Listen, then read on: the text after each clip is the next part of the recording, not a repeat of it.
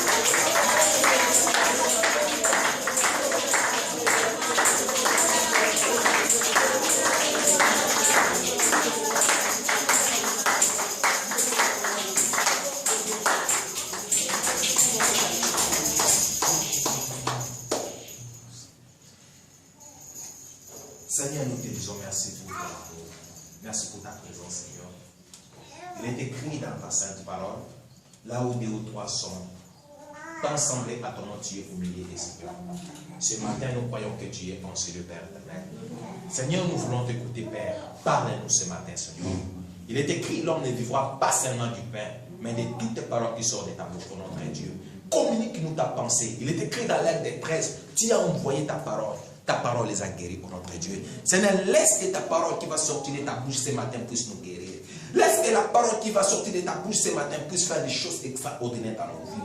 Laisse que la parole, oh mon Dieu, qui va sortir ce matin dans ta bouche, oh mon Dieu, puisse nous faire du bien au nom de Jésus-Christ. Seigneur, nous nous levons contre tout esprit qui ne confesse pas le nom de Jésus-Christ en ce lieu. Nous les chassons au nom puissant de Jésus-Christ. Nous les chassons au nom puissant de Jésus-Christ. Seigneur, viens régner en ce le Père éternel. Viens régner en ce le Père éternel. Afin que le surnaturel soit présent. Viens régner en ce le nom de Dieu.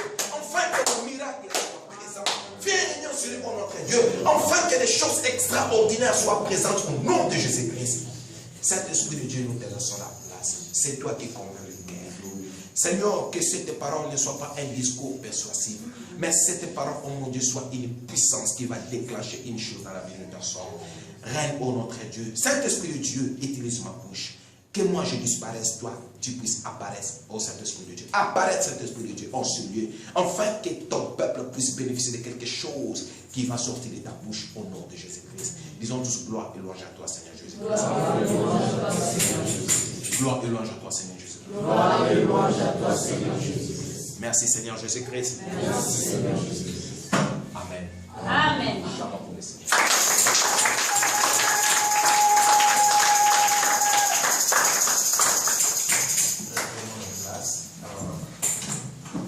Bien-aimé, j'aime la louange et l'adoration.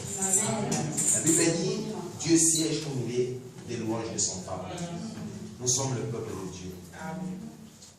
Il y a beaucoup d'années, plus de 10 ans, je n'ai jamais été dans la boîte. Je n'ai jamais été dans quelque part pour danser. C'est la raison pour laquelle je profite de danser à l'église, dans la présence de Dieu. David dit, je suis dans la joie quand on me dit, allons dans la présence de Dieu. Bien dans le Seigneur, la présence de Dieu nous fait du bien. Alléluia. Dieu m'a donné un message que je vais communiquer avec nous ce matin.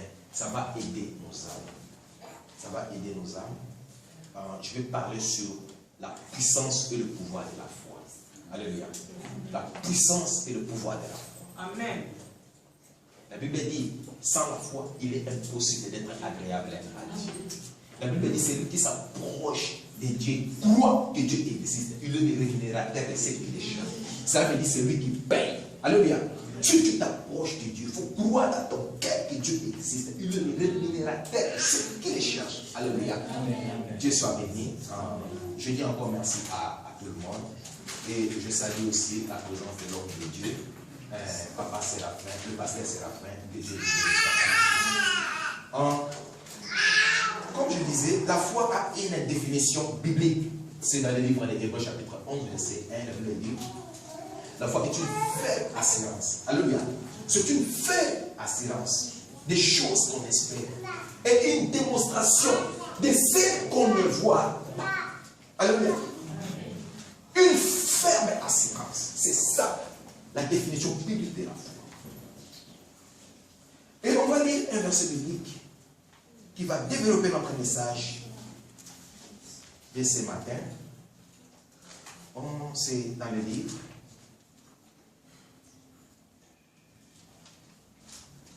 C'est dans le livre des...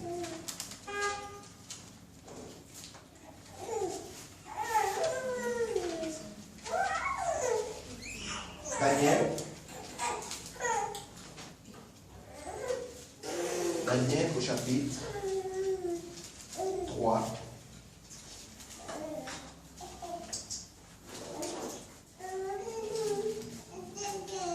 Daniel chapitre 3.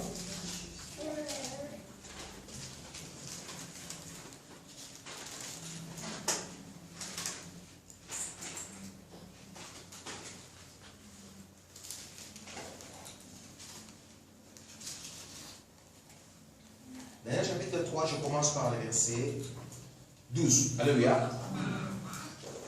Je lis au nom de Jésus-Christ. Amen.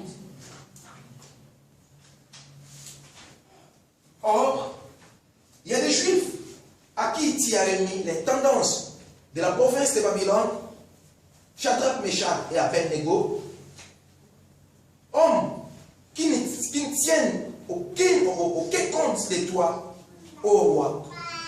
Ils ne se servent pas ils ne servent pas de Dieu. Et ils n'adorent point la statue d'or que tu as élevée. Alors Nabuchodonosor, irrité et furieux, donna l'ordre qu'on amenait Shadrach, Meshach et Abednego, et ces hommes furent amenés devant le roi. Nabuchodonosor prit la parole, on leur dit, et c'est le propos de libérer Shadrach, Meshach et Abednego, que vous ne servez pas mes dieux et que vous n'adorez pas la statue d'or que j'ai enlevée. Maintenant, tenez-vous prêts. Et au moment où vous entendrez le son de la trompette, du chalumeau, de la guitare, de la samboute, du sparterion, de la cornemuse et de toutes sortes d'instruments, vous vous prosternez et vous adorerez la statue que j'ai faite. Si vous ne l'adorez pas, vous serez jeté en l'instant même au milieu d'une fournaise ardente. Et le Dieu que vous délivrera de ma main. Shadrach, Meshach et Abednego répliquèrent au roi Nabuchodonosor, nous n'avons pas besoin de te répondre là-dessus. Voici notre Dieu que nous servons. Peut nous délivrer de la fournaise ardente. Et il nous délivrera de ta main, ô roi. Sinon, sache, ô roi, que tous serviront pas de Dieu, et que nous n'adorerons pas la statue d'or que tu as élevée. Sur quoi Nabuchodonosor fut rempli de fureur, et il changea de visage. En tournant ce regard contre Shadrach, Meshach et Abednego, il reprit la parole et ordonna de chauffer la fournaise 7 fois, puisqu'il ne convenait de la chauffer. Puis, il commanda à quelques-uns de plus vigoureux soldats de son armée de lier Shadrach, Meshach et Abednego et de les jeter dans la fournaise ardente. Ces hommes furent liés avec leurs caleçons, leurs tuniques, leurs manteaux et leurs autres vêtements et les jeter au milieu de la fournaise ardente. Comme l'ordre du roi était sévère et que la fournaise était extraordinairement chauffée, la flamme tua les hommes qui avaient jeté Shadrach, Meshach et Abednego. Et ces 3 hommes, Shadrach, Meshach et Abednego, tombèrent liés au milieu de la fournaise ardente. Alléluia. Amen. On va continuer après. Arrêtons-nous là-bas. Alléluia. Amen. Dieu soit béni pour ces messages, pour ces lectures bibliques. Je bénis Dieu pour ça. Vous savez, c'était à Babylone, à l'époque. À l'époque, Babylone siégea sur Jérusalem.